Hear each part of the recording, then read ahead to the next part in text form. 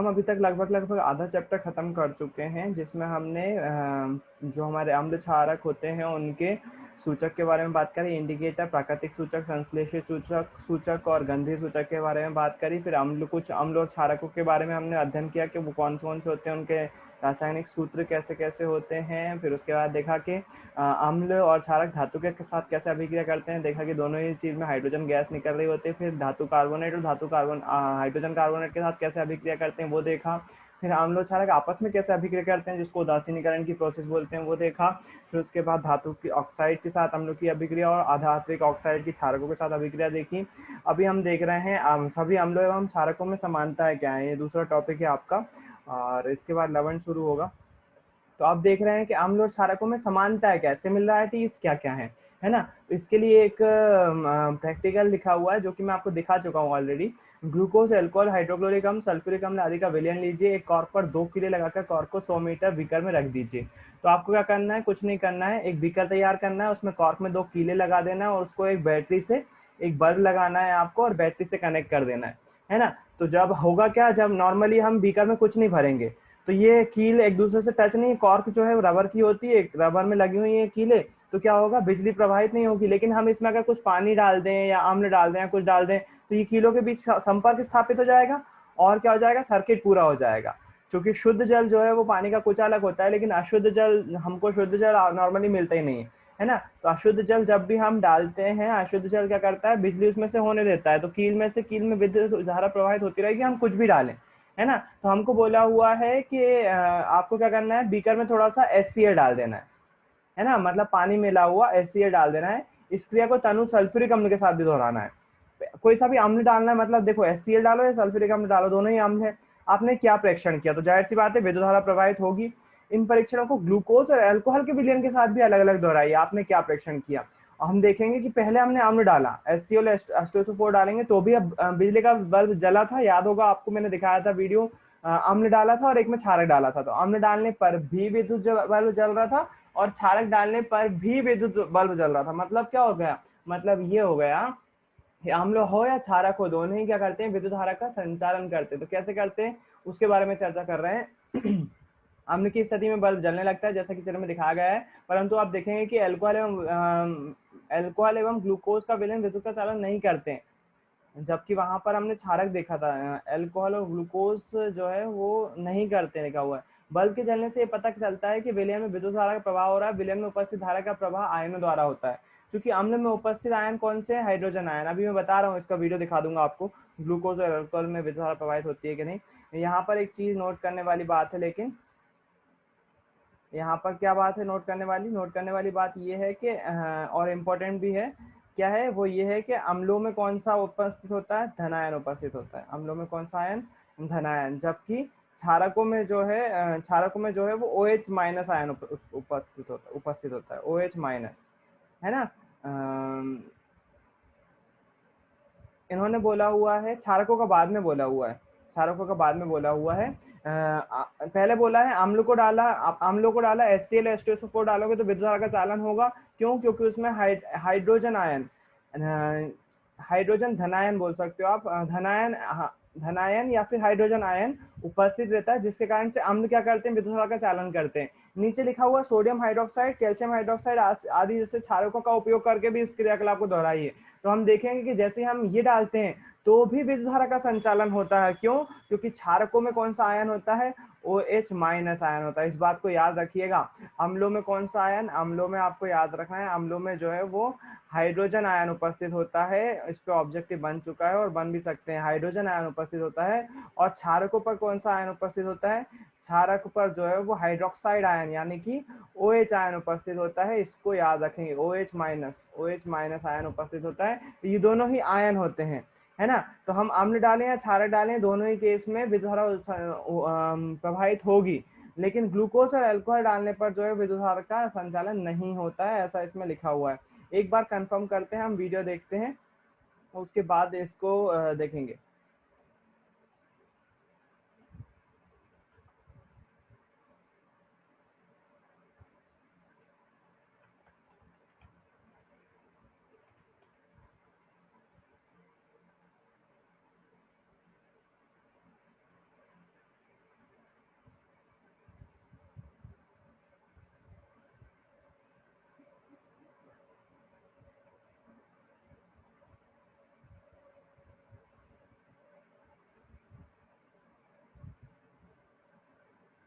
एक वीडियो है ये वाला।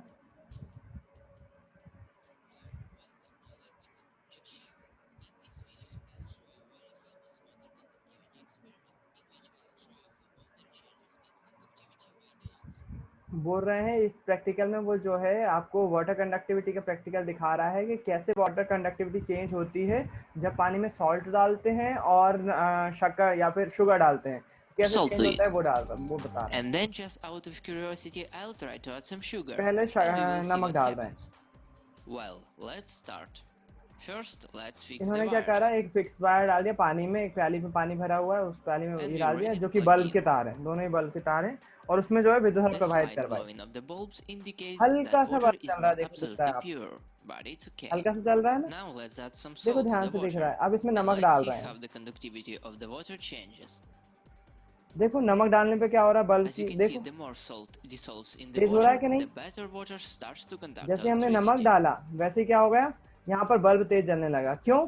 क्योंकि नमक एक आयनिक यौगिक है, उसमें आयन आ जाते हैं, पानी में आयन आ जाते हैं, और हमेशा अगर किसी विलयन में विद्युत धारा प्रवाहित हो रही है या फिर विद्युत धारा प्रवाहित हो रही है तो वो केवल आयनों के प्रवाह होने के कारण से होती है।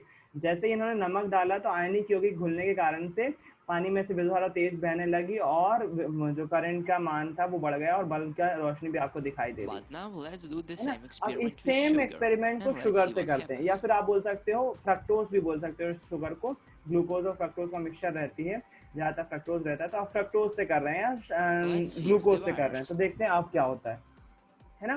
फिर से वायर जो है उन्होंने फिक्स कर दिए और अब क्या करेंगे, पानी में शक्कर डालेंगे। And तो ये let's वाला plug in. प्रैक्टिकल हम करके देख सकते हैं। वैसे Initial brightness of the अभी bulb is हल्का सा higher तेज जल than रहा है क्योंकि previous अभी यहाँ time, नमक which टर्मिनल पे probably नमक जुड़ा because हुआ some होगा, इसी salt कारण से, water remained on the है wires ना। after the previous इसके experiment. कारण से थोड़ा सा But it's तेज not जल a रहा है वो। problem. And लेकिन let's अब add हम some इसमें sugar. शक्कर डालते हैं। अब हम शक्कर डालते हैं और शक्कर में देखते हैं क्या होता है, इसमें कोई फर्क। देखो कोई भी चेंज नहीं आ रहा है, जितना था उतना के उतना ही। For watching and see you next time. And the sugar doesn't change the conductivity of the water, unlike the salt does. कुछ भी चेंज नहीं करा है इसमें। And that is all for today. क्यों? I hope क्योंकि शुगर में जो है वो आयंस नहीं होते हैं, आयनिक यौगिक नहीं है शुगर, जिसके कारण से वो कंडक्टिविटी नहीं करती है। इसी के कारण से अल्कोहल या फिर ग्लूकोज में जो है वो विद्युत धारा प्रवाहित नहीं हुई थी और वो बल्ब नहीं जला था। जबकि हम अम्ल या क्षारक डालेंगे तो विद्युत धारा प्रवाहित हो जाएगी और ये वाला बल्ब जो था, ये वाला बल्ब जो है वो जलेगा, है ना। ये जो बल्ब लगा हुआ है ये वाला बल्ब जलेगा कब? जब इसमें हम अम्ल या क्षारक डालेंगे। और यदि हम इसमें ग्लूकोज या अल्कोहल डालते हैं तो ये बल्ब नहीं जलेगा। क्यों? क्योंकि अम्ल और क्षारकों में मुक्त आयन उपस्थित होते हैं। आयनों के कारण से अम्ल और क्षारक जो है दोनों ही विद्युत धारा का प्रवाह करवाते हैं, जबकि अल्कोहल और ग्लूकोज सरीखे विलयनों में उदासीन होते हैं। उदासीन होने के कारण से इसमें कोई आयन उपस्थित नहीं होते हैं, जिसके कारण से ये दोनों ही विद्युत धारा का संचालन नहीं कर पाते हैं।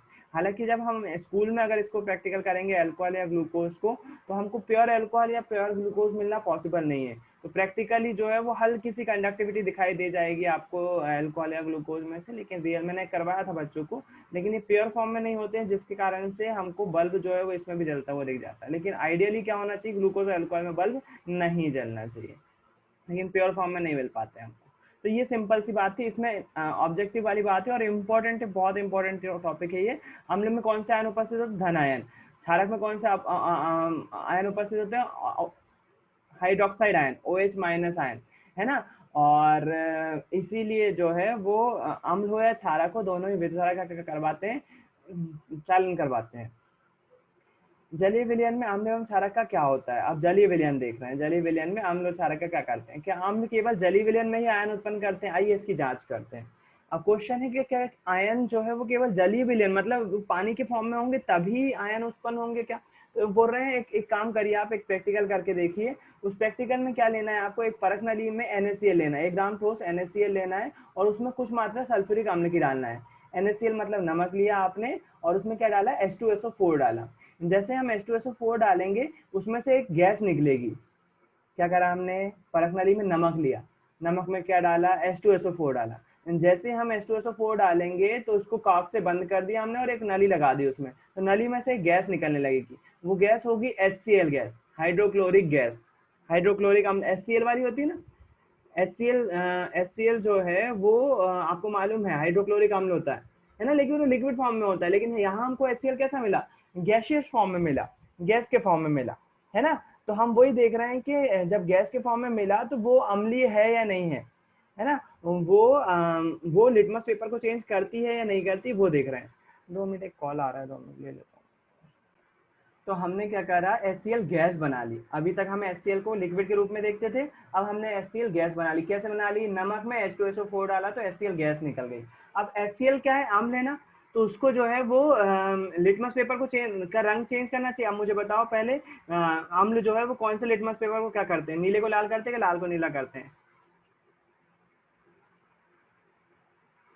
नीले को लाल कर। नीले को लाल करते हैं, बिल्कुल सही है। तो अम्ल जो है नीले जो HCl गैस बन रही है उसको, इसको पेपर को चेंज कर देना चाहिए कलर का। जो नीला लिटमस पेपर हम उसके किनारे पर रख रहे हैं उसका कलर चेंज करना चाहिए, लेकिन वो नहीं करेगा, नहीं करेगा, है ना। और यदि हम लिटमस पेपर को थोड़ा सा पानी में डुबो लें, अगर हम पानी में डुबो लेते हैं तो फिर नीले को लिटमस पेपर को वो गैस वाली गैस जो है उसको लाल कर देगी। क्यों, क्योंकि अम्ल जो है वो तभी यहाँ पर जो लाइन लिखी हुई है ना, अम्ल केवल जलीय विलयन में ही आयन उत्पन्न करते हैं। सच्चाई यही है, अम्ल जो है वो हमेशा जलीय विलयन में ही होंगे तभी आयन उत्पन्न करेंगे। अगर वो सूखी हुई अवस्था में होंगे तो आयन उत्पन्न नहीं करेंगे, है ना। उपरोक्त क्रियाकलाप के आधार पर निम्न के अम्लीय गुणों के बारे में आप क्या निष्कर्ष निकाल सकते हैं। शुष्क HCl गैस, HCl विलयन, यहाँ पर जो है वो शुष्क HCl गैस अम्लीय होगी या नहीं होगी, HCl विलयन जो है वो अम्लीय होगा कि नहीं होगा। अम्लीय गुण के बारे में, तो गैस जो है वो अम्लीयता का गुण जो है वो प्रदर्शित नहीं करेगी अगर वो आर्द्र नहीं है, नमी वाली नहीं है। और HCl अगर विलयन है तो वो अम्लीय गुण प्रदर्शित करेगा। क्यों, क्योंकि वो जलीय विलयन में आयन उत्पन्न करता है जिसके कारण से वो अम्लीय होता है ना। तो आपको ध्यान रखना है, कभी भी अम्ल जो है वो पानी में होंगे तब ही जो है वो अम्ल की तरह व्यवहार करेंगे, क्योंकि उसमें तभी आयन उत्पन्न होंगे और उसी के कारण से जो है वो अम्लीय हो जाते हैं। ठीक है ना, ये क्रियाकलाप इसी के लिए था। इस प्रयोग से स्पष्ट होता है कि जल की उपस्थिति में HCl में हाइड्रोजन आयन उत्पन्न होते हैं, जल की अनुपस्थिति में HCl आयन से हाइड्रोजन आयन पृथक नहीं हो सकते। तो HCl में जो है वो जल उपस्थित रहेगा तभी हाइड्रोनियम आयन बनता है, H3O+ आयन बोले ना, और Cl- दोनों ही आयन बन रहे हैं, धनायन भी बन रहा है, ऋणायन भी बन रहा है, जल की उपस्थिति के कारण से ही। अगर जल नहीं होता है तो ये आयन नहीं बनते। हाइड्रोजन आयन स्वतंत्र रूप में नहीं रह सकते, इसलिए जल के अणुओं के साथ मिलकर रह सकते हैं। इसलिए हाइड्रोजन आयन को सदैव H+ आयन या हाइड्रोनियम आयन से दर्शाना चाहिए। या तो आप H+ आयन से दर्शाओ या फिर H3O+, है ना, H3O+ लिखा हुआ है, क्या लिखा हुआ है, H3O+, इसको हाइड्रोनियम आयन बोलते हैं। या तो आप जल में उपस्थित अणु को H+ आयन से दर्शाओ, हाइड्रोजन आयन को, सॉरी, या तो आप हाइड्रोजन आयन को ऐसे दर्शाओ या फिर हाइड्रोनियम आयन करके ऐसे दर्शाओ। ये ऐसे आयन बनाते हैं जिसके कारण से यहाँ पर प्लस लगा हुआ है, H3O हाइड्रोनियम आयन बोलते हैं इसको, और क्लोरीन पे माइनस लगा हुआ है, प्लस लगा हुआ है, प्लस ऊपर आयन लगा हुआ है ना, देखो कितना छोटा लगाया हुआ है। तो ये चीज आपको ध्यान रखना है कि हाइड्रोजन स्वतंत्र आयन स्वतंत्र रूप से नहीं रह सकते, इसलिए जल के अणुओं के साथ मिलकर हाइड्रोजन आयन या फिर हाइड्रोनियम आयन बनाते हैं। हमने सदैव अम्ल जल में हाइड्रोनियम आयन या H+ आयन प्रदान करता है। ये देखें कि किसी क्षारक को घोलने पे क्या होता है, तो क्षारक में हमेशा आपको हाइड्रोक्साइड आयन मिलेगा। यहाँ पर लिखा हुआ है ये हाइड्रोक्साइड आयन, ये OH, OH-, हमेशा हम क्षारकों को जल में घोलेंगे, क्षारकों को जल में घोलेंगे तो हमें कौन सा वो मिलेगा, आयन OH- आयन। तो बस इस पूरे टॉपिक का मतलब यही है कि जो अम्ल होते हैं, एसिड जो होते हैं, एसिड जो है वो पानी में घोलने पर कौन सा आयन उत्पन्न करते हैं, H+ आयन उत्पन्न करते हैं।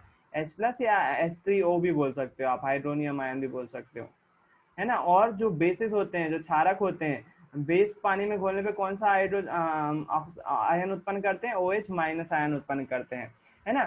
क्षारक जल में हाइड्रोक्साइड आयन उत्पन्न करते हैं, जल में घुलनशील क्षारक को क्षार कहते हैं।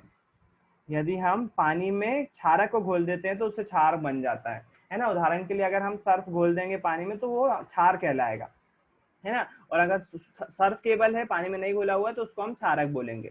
तो उसको याद रखिएगा, ये बॉक्स भी इसी के लिए लिखा हुआ है। सभी क्षारक जल में घुलनशील नहीं होते हैं, जल में घुलनशील क्षारक को क्या बोलते हैं, क्षार बोलते हैं। ये ऑब्जेक्टिव बन सकता है, जल में घुलनशील क्षारक को क्या बोलते हैं, क्षार बोलते हैं। इसका स्पर्श साबुन की तरह स्वाद कड़वा होता है तथा प्रकृति संक्षारक होती है। यहाँ पर जो इन्होंने बोल दिया है, ये बोल दिया है कि क्षारक के गुण बता दिए हैं, इसके आधार पर अम्ल और क्षार में अंतर बहुत बार पूछा जा चुका है, कॉमन सा क्वेश्चन है और आपकी कॉपी में लिखा हुआ भी होगा। अम्ल और क्षार में क्या अंतर है, ये अंतर आपको बिल्कुल याद रखना है, अम्ल और क्षारक में क्या अंतर है।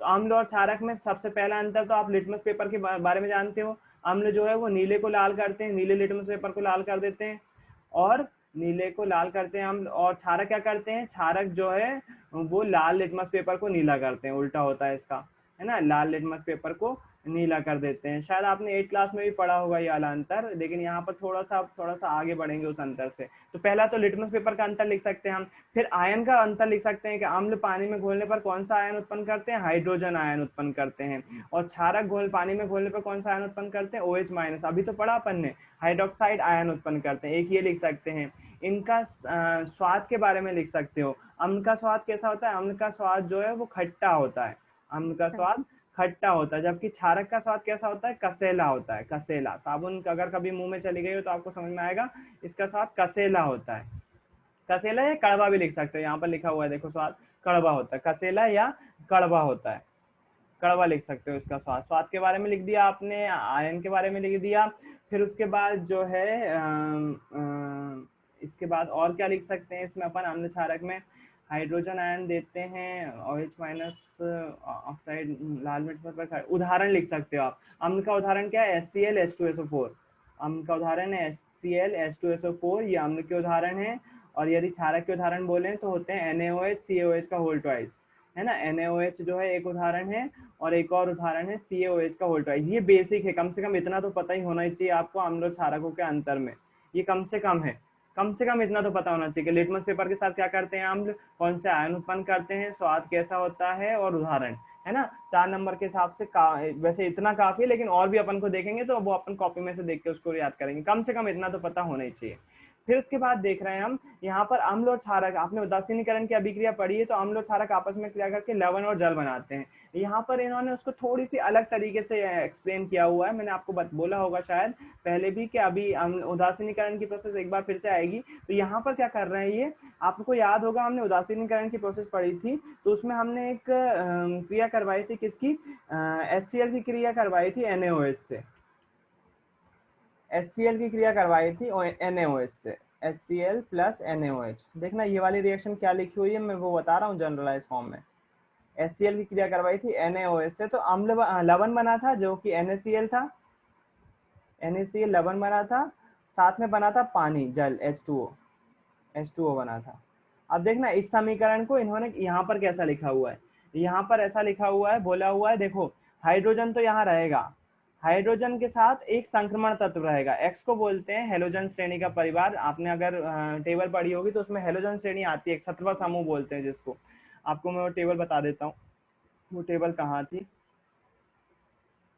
अरे भाई वो ग्रुप पे जो आपको एलिमेंट्स की टेबल बताई थी ना, उस टेबल की बात कर रहा हूँ मैं। ये मिट क्यों गया,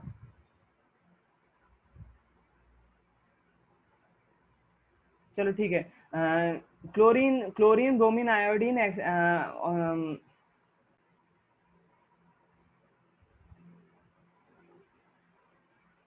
मैं दिखाई देता हूँ वो टेबल जो अपन ने वो पढ़ी है, क्या बोलते संक्रमण तत्वों की आवर्त सारणी पढ़ी है ना, 118 तत्व जिसमें ज्ञात हैं, उसमें मैंने आपको बताया था, एक टेबल भेजी थी आपको मैंने, इस टेबल में ये वाले तत्व जो रहते हैं, कौन सी, 17वीं श्रेणी के, यहाँ पर दिख रहा है ना, ये लिखे हुए fluorine, chlorine, bromine, iodine, astatine, टेनेसाइन, ये लिखे हुए ना, जो लास्ट सेकंड लास्ट 17वां समूह लिखा हुआ है, फ्लोरीन, क्लोरीन, ब्रोमीन, इनको बोलते हैं हेलोजन परिवार। 5वें चैप्टर में फिर से पढ़ेंगे, हालांकि इनको बोलते हैं हेलोजन परिवार, और इनको एक्स श्रेणी भी बोलते हैं। क्या बोलते हैं, एक्स श्रेणी, मतलब इनकी जगह पर हम एक्स लिख सकते हैं, हेलोजन परिवार बोलते हैं इनको, है ना, संक्रमण श्रेणी भी बोलते हैं इन्हीं को, है ना, तो इसको आपको याद रखना है। तो इसी के चक्कर में यहाँ पर जो है इन्होंने क्लोरीन को क्या लिख दिया है, क्लोरीन, या फिर क्लोरीन की जगह कुछ भी परिवार आ सकता है, संक्रमण श्रेणी का कोई भी सदस्य आ सकता है यहाँ पर, इसलिए उन्होंने क्या लगा दिया, एक्स लगा दिया है, हाइड्रोजन के साथ क्या लगा दिया, एक्स लगा दिया। तो यहाँ पर हम वाला फॉर्मूला फिर से लिख देते हैं, अम्ल की क्रिया, अम्ल की क्रिया HCl की क्रिया यदि हम NaOH से करवाते हैं, क्षारक से करवाते हैं, तो हमें लवण और जल मिलता है। लवण कौन सा रहता है? NaCl रहता है, NaCl, और साथ में क्या रहता है? जल रहता है, H2O। देखना यहाँ पर इन्होंने इसको कैसे लिख दिया है, कुछ भी नहीं करा हुआ है, H लिखा हुआ है, H के साथ वो संक्रमण श्रेणी का कोई सा भी तत्व लिखा जा सकता है, इसलिए उन्होंने क्लोरीन की जगह क्या लिख दिया? X लिख दिया। प्लस यहाँ पर इसको थोड़ा सा मैं कलर चेंज कर देता हूँ, H को जो है वो लाल कलर से लिखता हूँ, H लिख दिया, और यहाँ पर क्लोरीन की जगह कुछ भी हो सकता है, यहाँ पर X लिख दिया प्लस।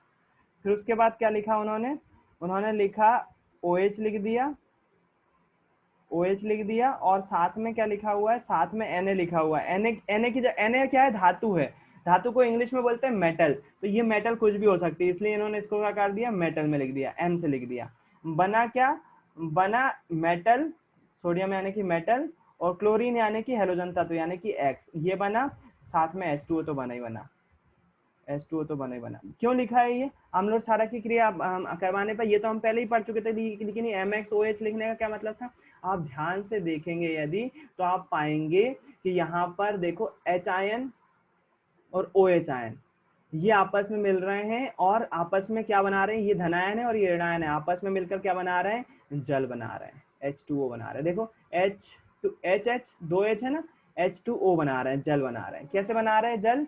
ये नेगेटिव, ये धनायन है और ये नेगेटिव आयन है, ये ऋणायन है। धनायन और ऋणायन आपस में जुड़ जाते हैं और क्या बना लेते हैं? जल बना लेते हैं, जो कि प्राकृतिक रूप से क्या होता है? उदासीन होता है। शायद आपको पीएच पेपर अभी बताया नहीं है मैंने, कि बता चुका हूँ। पीएच पैमाने पर जल का मान जो है वो 7 होता है, आपको याद होगा तो, है ना। तो पीएच पैमाने पर जब जल का मान 7 होता है, उदासीन होता है, इसलिए जो है इसको उदासीन विलयन बोलते हैं। इसका पीएच मान 7 होता है। क्यों होता है? क्योंकि इसमें हाइड्रोजन आयन और हाइड्रोक्साइड आयन बराबर मात्रा में उपस्थित होते हैं। आयन उपस्थित बराबर मात्रा में होते हैं, इसलिए इस पर शून्य आवेश होता है, परिणामी आवेश क्या हो जाता है? शून्य हो जाता है, जिसकी वजह से जल जो है वो उदासीन होता है ना। तो ये वाली जो फॉर्मूला लिखा हुआ था, आई होप आपको समझ में आ गया किस मकसद से लिखा हुआ था। क्रियाकलाप दिया हुआ, एक बीकर में 10 ml जल लीजिए, और जल को अपन को उसमें क्या करना है? सांद्र सल्फ्यूरिक अम्ल डालना है। बीकर धीरे धीरे घुमाइए, बीकर के आधार को स्पर्श कीजिए, क्या तापमान में कोई परिवर्तन आता है? यह अभिक्रिया क्या है? ऊष्माक्षेपी या ऊष्माशोषी? उपरोक्त क्रियाकलाप को सोडियम हाइड्रोक्साइड के साथ दोहराइए और अपने प्रेक्षण लिखिए। ये आपको ये दिखाना चाह रहा है कि तनुकरण तनु अम्ल क्या होते हैं। तो आपको कुछ नहीं, ये टॉपिक ऐसा इसलिए बताया जा रहा है, जैसे अपने पास H2SO4 है, H2SO4 जो है वो बहुत ज्यादा तेज अम्ल है, उसको हमको धीमा करना है, तो हम क्या करेंगे? एक बीकर में पानी लेंगे और उसमें थोड़ा सा H2SO4 मिला देंगे, तो वो पानी के साथ मिलेगा तो वो कैसा हो जाएगा? थोड़ा सा स्लो हो जाएगा। आपने मम्मी को भी देखा होगा, जब एसिड से घर में सफाई कर रही होती है मम्मी, नल वगैरह की, तो वो क्या करती हैं? पानी में थोड़ा सा एसिड मिला लेती हैं और उससे साफ कर देती है, तो जल्दी साफ हो जाता है। अगर डायरेक्ट एसिड डाल देंगे तो कई प्लास्टिक ऐसी होती हैं जो पिघल जा सकती हैं, अगर मार्बल पर गिर जाएगा तो मार्बल को नुकसान भी पहुंच सकता है ना। तो इसको पानी में अम्ल को मिलाने पर अम्ल की तीव्रता को कम करने को बोलते हैं तनुकरण। क्यों? क्योंकि हम पानी मिलाने से क्या हो जाता है? उसमें आयन की मात्रा, थोड़ी सी हाइड्रोजन आयन की मात्रा क्या हो जाती है? कम हो जाती है, और अम्ल की क्या हो जाती है? तीव्रता कम हो जाती है। इसी को बोलते हैं तनु करना। तनु मतलब होता है हल्का करना, है ना। तो अम्ल की तीव्रता को तनु किया जा सकता है। अब यहाँ पर एक बात ध्यान दीजिए, अम्ल के साथ साथ क्षारकों को भी कम किया जा सकता है। क्षारक में भी हम पानी मिलाएंगे, वो भी कम तीव्र हो जाएंगे, उनका भी तनुकरण किया जा सकता है। इसलिए हर एक अम्ल दो प्रकार से आता है, तनु अम्ल और सांद्र अम्ल। सांद्र मतलब तीव्र, तेज, गाढ़े, थोड़े से ज्यादा होते हैं, वो ज्यादा तीव्र होते हैं, और उनको अगर पतला कर दिया जाए तो बोलते हैं तनु अम्ल। तो आप लेबोरेटरी में भी देखेंगे तनु HCl, सांद्र HCl, तनु H2SO4, सांद्र H2SO4। कुछ नहीं है, कंपैरेटिवली तत्व है, एक अम्ल की तुलना में दूसरा कम हो जाएगा। जैसे वही हाइट वाला सवाल, कोई छोटा है तो मुझे बताना पड़ेगा किससे छोटा है ना। तो वही यहाँ पर भी है, तनु अम्ल और सांद्र अम्ल। तनु मतलब थोड़े से कम तीव्र, सांद्र मतलब कि ज्यादा तीव्र। तनु HCl भी हो सकता है, सांद्र HCl भी हो सकता है, तनु H2SO4 भी हो सकता है, सांद्र H2SO4 भी हो सकता है। तो दोनों ही कंपैरेटिवली तत्व है, वो है टर्म है, एक दूसरे को कंपेयर करने के लिए यूज किया जाता है। लेकिन यहाँ पर एक बात ध्यान रखना है आपको, बहुत जरूरी बात यह है कि अगर हम पानी में अम्ल मिलाते हैं और उसको घोलते हैं तो एक ऊष्माक्षेपी अभिक्रिया उत्पन्न होती है। मतलब हमको तली पे देख सकते हैं हम, वो तली जो है वो गर्म हो जाएगी हल्की से, क्योंकि ऊष्माक्षेपी अभिक्रिया हो रही होती है। एक और महत्वपूर्ण बात यहाँ पर याद रखना है, कभी भी अम्ल में पानी को नहीं डालना है, कभी भी अम्ल रखा हुआ है, मान लीजिए आपने बीकर में अम्ल रख लिया है, आपका H2SO4 डाला हुआ, आप बोलोगे बात तो बराबर ही है भैया, ऐसे थोड़ी ना हो सकता है, ऐसे तो कोई दिक्कत ही नहीं है, हम पानी में अम्ल डालें, अम्ल में पानी डालें, बात तो बराबर ही होना चाहिए। लेकिन नहीं, जब भी तनु किया जाता है अम्ल को, तो तनु करते समय एक बात ध्यान रखना चाहिए, आपको जो है वो पानी में थोड़ी थोड़ी मात्रा में अम्ल डालना चाहिए और उसको हिलाते रहना चाहिए, क्योंकि ऊष्माक्षेपी अभिक्रिया होती है। इसका उलट यदि आप आपके बीकर में ज्यादा मात्रा में अम्ल भरा हुआ है और उसमें पानी डाल देंगे, एकदम से ऊष्माक्षेपी अभिक्रिया होगी और वो अम्ल H2SO4 उचट कर आपके ऊपर आ सकता है। Same case with basis also, अगर आप क्षारकों के साथ भी ऐसे ही करते हैं, एकदम से पानी डाल देते हैं, तो क्षारक भी तीव्र होते हैं, वो भी आप ऊष्माक्षेपी अभिक्रिया दर्शाएंगे और वो भी उचट कर आपके ऊपर आ सकता है। तो कभी भी अम्ल में पानी को नहीं डालना है, पानी में थोड़ा थोड़ा अम्ल डालते आएंगे और उसको हिलाते आएंगे, जिसके कारण से वो अभिक्रिया होगी और जो है वो अम्ल जो है वो हमारे ऊपर नहीं आएगा। इसका वीडियो दिखा दूंगा मैं, जिससे आपकी बात क्लियर हो जाएगी। उसके लिए आपको एक बार थोड़ा सा देर के लिए फिर से जुड़ना पड़ेगा, लेकिन अभी इस पे बुक पर ध्यान दे दो, है ना। साथ ही स्थानीय ताप का कारण प्रयोग में उपयोग किया जा रहा है, कांच का पात्र भी टूट सकता है ना। तो ये भी चीज है, ज्यादा गर्म हो जाएगा, जिसमें हमने बर्तन में लिया हुआ है वो भी टूट सकता है, इसलिए हम जो है वो कभी भी नहीं रखना चाहिए। कभी भी हमको क्या करना चाहिए, अम्ल को सदैव धीरे धीरे जल में डालते हुए, हिलाते हुए जल को मिलाना चाहिए, सही तरीका यही होता है। अम्ल में यदि आप बराबर जल्दी से जल डाल देंगे तो ऊष्मा उत्पन्न होगी और अम्ल जो है वो आस्फलित होकर बाहर आ सकता है, मतलब हमारे ऊपर आ सकता है और आप जल सकते हैं। साथ ही अत्यधिक ताप के कारण से डब्बा, जो कांच का पात्र है, वो भी टूट सकता है। इसलिए जो है वो कभी भी अम्ल में पानी नहीं मिलाया जाता है, पानी में थोड़ा थोड़ा अम्ल मिला के उसको कम की जाती है, उसकी प्रति इकाई आयतन में कमी लाई जाती है। इसी को क्या बोलते हैं, तनुकरण कहते हैं, मतलब पतला किया जाता है अम्ल को, उसकी प्रभावशीलता को कम किया जाता है। क्यों?